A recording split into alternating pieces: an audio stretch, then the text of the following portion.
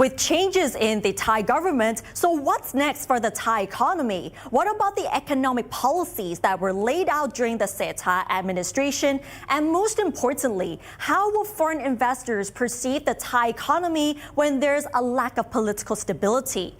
Dr. Kirida Paopichitr of the TDRI gives us a better perspective on this issue.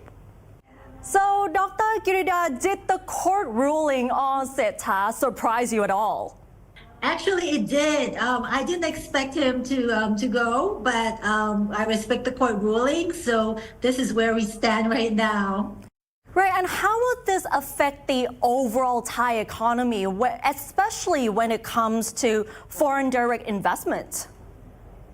Yes, I think the impact on the Thai economy will come mainly through three different channels. Well, one, we have discussed the digital wallet, which will be delayed. So the impact on the economy will of course also be delayed. Secondly, as you mentioned, the investors' confidence in investing in Thailand might be a little bit in question because Srettha was actually the salesman of Thailand.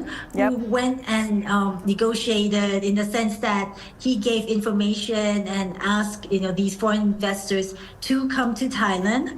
And now that he's gone, they might be wondering whether the policies that he had discussed with them will still be around. So I think it will have an impact, but it also depends on how soon the new government, the new cabinet can be formed, so that investors, will be a bit rest assured that the policies will continue. So I think it will affect. And the third channel is, of course, the fact that the budget will be also delayed because the budget will need the new cabinet to also work on it with the parliament. So again, these are the three things I think that will affect the Thai economy: the digital wallet, investors' confidence, and the delayed budget.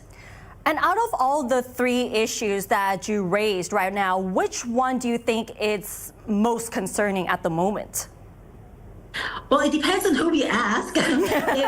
From my point of view, I think the most concerning is the fact that the investors' confidence, might be lower than it is, because we actually need a lot of investments in Thailand in order to sustain growth and development going forward. So I think that's something that the government will really need to urgently assure foreign investors that the policies in Thailand will not change drastically even if a new prime minister comes about. But of course, if you ask the layman who are waiting for the 10,000 baht digital wallet, I think that might be the most concerning to them. And of course, for those entrepreneurs who are waiting for government investment projects, especially in the provinces, they would probably be waiting for the budget to be dispersed. And this is the fiscal year 2025 budget